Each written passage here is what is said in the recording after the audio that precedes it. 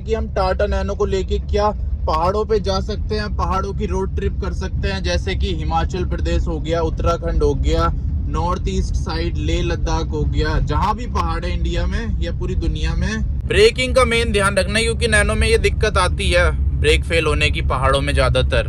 वो इसलिए आती है क्योंकि लोग इंजन ब्रेकिंग की जगह ब्रेक्स यूज करते हैं ज्यादा, जिसकी वजह से ब्रेक पे ज्यादा लोड पड़ता है, ब्रेक गर्म हो जाती है और फिर फेल हो जाती है।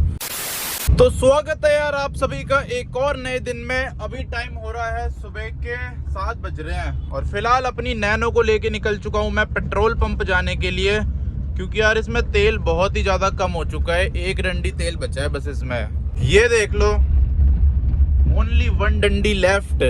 तो फटाफट चलते हैं पेट्रोल पंप और इसमें तेल डलवा के लाते हैं। और अभी फिलहाल अपनी गाड़ी चढ़ाई से नीचे उतर रही है और चढ़ाई से मेरे को याद आया, बहुत सारे भाई ना एक चीज पूछते रहते हैं कि हम टाटा नैनो को लेके क्या पहाड़ों पे जा सकते हैं, पहाड़ों की रोड ट्रिप कर सकते हैं, जैसे कि हिमाचल प्रदेश हो गया, उत्तराखंड हो गया, north east side Leh Ladakh हो गया, जहां भी पहाड़ है इंडिया में या पूरी दुनिया में। तो क्या वहां पे हम अपनी टाटा नैनो को लेके जा सकते हैं या नहीं जा सकते?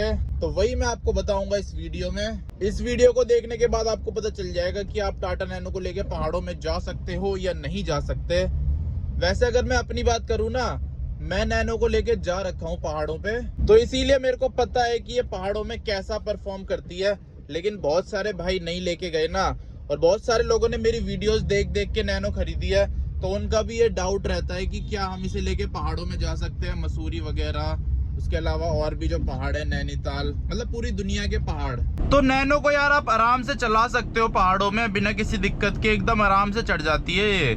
मैं लेके गया हूँ, बिल्कुल भी दिक्कत नहीं देती। बस हाँ, गियर्स का थोड़ा ध्यान रखना पड़ता है। पहाड़ों में ये ज्यादातर पहले दूसरे में ही चलती है, तीसरे में तो बहुत मुश्किल से चल पाती है। हाँ, अगर पहाड़ थोड़े से कम चढ़ाई वाले हो ना तो तीसरा गियर लग भी जाएगा, लेकिन अगर एकदम ज्यादा चढ़ाई वाले पहाड़ होते हैं जैसे हमारे यहाँ, तो वहां पे इसका तीसरा गियर नहीं लग पाता, दूसरे गियर तक में ही जा पाती है ये। वैसे पहाड़ों में इतनी स्पीड में चल भी नहीं पाती, 40 की स्पीड में आप चला सकते हो, 40, 50, 60 तो नहीं चला सकते, वो रोड पे डिपेंड करता है। अब जैसे हिमाचल वाले रोड है ना, वहाँ पे चल जाएगी 60 की स्पीड में, लेकिन जो हमारे इधर के रोड है वहाँ नहीं चल पाएगी, वहाँ ये मैक्सिमम 40, 50 ऐसे चल पाएगी। हिमाचल में तो इतने चौड़े चौड़े रोड बना रखे हैं पहाड़ों में भी, 4 लेन हाईवे बना रखे हैं वहाँ पहाड़ों में। हमारे यहाँ तो इतना सिंगल ही होता है, बस ये जितना सिंगल रोड है ना इतना ही होता है, इसी में जाना भी है और इसी में आना भी है। वैसे मेरे हिसाब से ये तो और गाड़ी में भी होता है, अल्टो का भी टॉप गियर थोड़ा ना लग पाता है पहाड़ों में चढ़ाई में, सारी गाड़ियों का यही सिस्टम है। लेकिन ये है कि अल्टो का तीसरा तो लग जाता है आराम से, क्योंकि अल्टो भी मैंने बहुत चलाई है पहाड़ों में। एक बार हम अल्टो लेके गए थे ना, तब मैंने बहुत चलाई थी पहाड़ों में, तो तब मेरे को पता चला कि नैनो दूसरा गियर पे ही चल पाती है पहाड़ों में और अल्टो तीसरा गियर पे भी चल लेती है। लेकिन ये है कि अल्टो के जो गियर हैं वो शॉर्ट है, नैनो के गियर टॉल हैं। अल्टो में बार बार गियर चेंज करने पड़ते हैं थोड़ी सी स्पीड में ही, लेकिन नैनो में बार बार गियर चेंज नहीं करने पड़ते, एक बार आपने डाल दिया फिर भूल जाओ। चलो यहाँ से इसकी टंकी फुल करवा लेते हैं आज जिंदगी में पहली बार।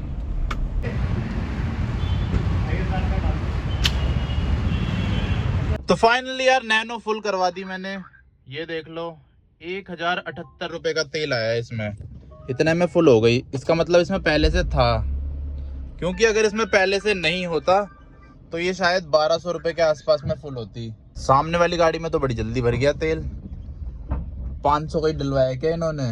वैसे यार हवा भी डलवानी थी, पर मेरे पे अभी टाइम नहीं है हवा डलवाने का। चलो छोड़ो, हवा बाद में डलवा लेंगे कभी, अभी चलते हैं नैनो को लेके घर। तो गाड़ी अपनी हो चुकी है फुल, ये देख लो, फुल टंकी देखने में कितनी ज्यादा बढ़िया लगती है यार। इसको रीसेट कर देते हैं, माइलेज का भी पता चल जाएगा। और यार अगला फायदा पता है क्या है टाटा नैनो को पहाड़ों में चलाने का? वो ये है कि इसकी ना ग्राउंड क्लियरेंस बहुत ज्यादा है। इस प्राइस में आपको और भी कोई कार मिलेगी ना, उन सब में सबसे ज्यादा ग्राउंड क्लियरेंस है इसकी, जिसकी वजह से पहाड़ों में ये लगती नहीं है। चाहे कितना बड़ा ब्रेकर आ जाए, ऑफ रोडिंग आ जाए, बहुत ही मुश्किल से ये लग पाती है नीचे से। मेरे ख्याल से 190 mm का इसमें आपको ग्राउंड क्लियरेंस मिलता है, और अगर थोड़े और बड़े टायर आप लगा दोगे तो 200 तक पहुंच जाएगा। तो ग्राउंड क्लियरेंस की वजह से बहुत बढ़िया कार लगती है मेरे को ये, मतलब कहीं भी आपको टेंशन लेने की जरूरत ही नहीं पड़ती कि ये नीचे लग जाएगी। वो यहाँ पे थोड़ा रास्ता खराब आ चुका है, गियर डाउन कर लेते हैं। ये देखो क्या रास्ता बना रखा है, वाओ।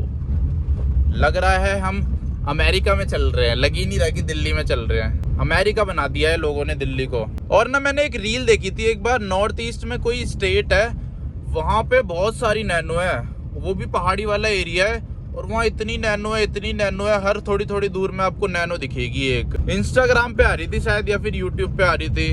बहुत सारी नैनो है उस जगह पे, और वो पहाड़ी एरिया है।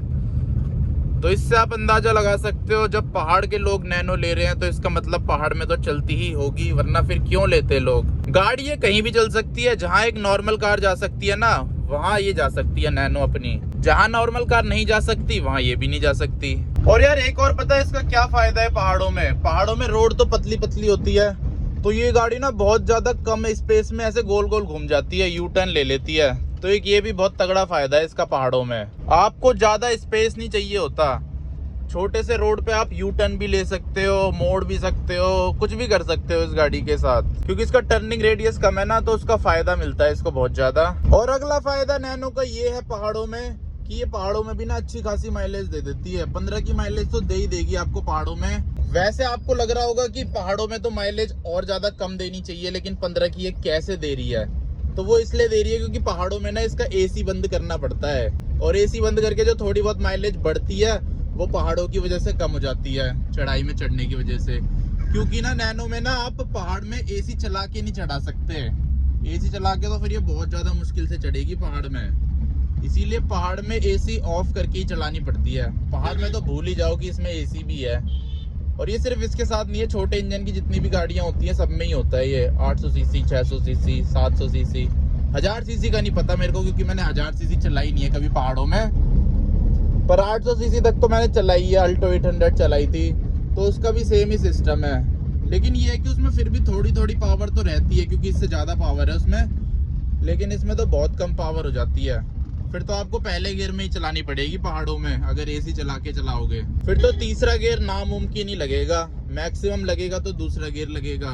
इसीलिए नैनो अगर आप पहाड़ों के लिए ले रहे हो ना, फिर तो बिना एसी वाली नैनो ले लो, अगर आप सिर्फ पहाड़ों में ही रहते हो। लेकिन हाँ, एसी काम आ जाएगा, मान लो आपको कभी डाउन हिल आना है, डाउन हिल में तो आ जाता है काम, क्योंकि पहाड़ों में क्या होता है 50-50 किलोमीटर डाउन हिल ही चलता रहता है कभी कभार, और कभी कभार 50-50 किलोमीटर अप हिल ही होता है। तो डाउन हिल में आप एसी यूज कर सकते हो, लेकिन अप हिल में यूज नहीं कर सकते।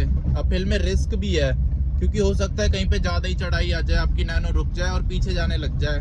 और यार नैनो को अगर आप पहाड़ों में ले जाते हो ना, तो आपको कुछ कुछ चीजों का ध्यान रखना पड़ता है, वो और बता देता हूँ आपको कि किन किन चीजों का ध्यान रखना। पहली चीज तो ब्रेकिंग ज्यादा यूज मत करना, ज्यादा ब्रेक मत मारना डाउन हिल आते टाइम, क्योंकि उससे क्या होगा, हीट हो जाएगी ब्रेक और ब्रेक फेल हो सकती है आपकी।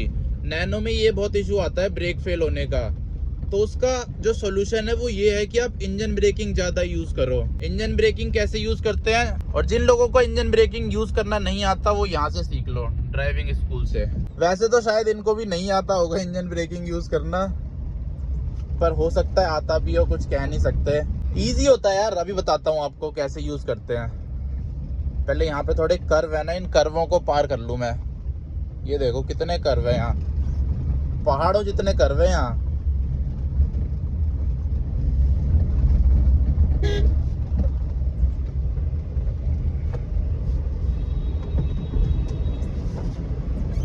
अब थोड़ा स्ट्रेट रोड आया है। यहाँ पे पहाड़ों जैसे कर्व इसलिए हैं क्योंकि ये एरिया पहाड़ों में ही बस रखा है, अरावली हिल्स में। तो अब आपको बताता हूँ इंजन ब्रेकिंग यूज कैसे करते हैं। तो जिस टाइम आपकी गाड़ी डाउन हिल पे आ रही होती है ना, इंजन ब्रेकिंग हमेशा तभी यूज करते हैं जब गाड़ी को रोकना हो। प्लेन रोड पे भी यूज कर सकते हो और डाउन हिल पे भी यूज कर सकते हो।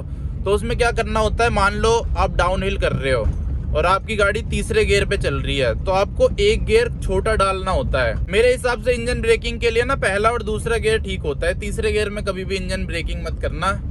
पहाड़ों में पहला और दूसरा गियर ठीक है इंजन ब्रेकिंग करने के लिए। उसमें क्या करना है, आपको कुछ नहीं करना, सब कुछ छोड़ दो, क्लच छोड़ दो, रेस छोड़ दो और ब्रेक छोड़ दो। फिर आपकी गाड़ी ना खुद ही रुकने की कोशिश करेगी। देखो जैसे अभी मैंने रेस दे रखी है, बस आपको क्या करना है, ऐसे रेस छोड़ देनी है, बस तीनों पैडल छोड़ देना है खाली, तो आपकी गाड़ी इंजन ब्रेकिंग लगाने लग जाएगी। तो इंजन ब्रेकिंग यूज करना है, और ब्रेक यूज करो ना तो इंजन ब्रेकिंग के साथ यूज करना है। जैसे अभी इंजन ब्रेकिंग है और ऐसे ब्रेक मार देना है, क्लच नहीं दबाना, क्लच का यूज नहीं करना, ब्रेकिंग का मेन ध्यान रखना है, क्योंकि नैनो में ये दिक्कत आती है ब्रेक फेल होने की पहाड़ों में ज़्यादातर। वो इसलिए आती है क्योंकि लोग इंजन ब्रेकिंग की जगह ब्रेक्स यूज़ करते हैं ज़्यादा, जिसकी वजह से ब्रेक पे ज़्यादा लोड पड़ता है, ब्रेक गर्म हो जाती है और फिर फेल हो जाती है। फिर आपको थोड़ा इंतज़ार करना पड़ता है, वेट करना पड़ता है ब्रेक ठंडे होने का, उसके बाद नॉर्मल हो जाती है। पर रिस्क लेना ही क्यों है, हो सकता है आपको किसी टाइम पे ब्रेक की बहुत ज़्यादा ज़रूरत हो और आपकी उसी टाइम ब्रेक फेल हो जाए, तो पहाड़ में 1 सेकंड की गलती भी ना आपकी जान ले लेगी, आपको सीधा ऊपर पहुंचा देगी 1 सेकंड की गलती।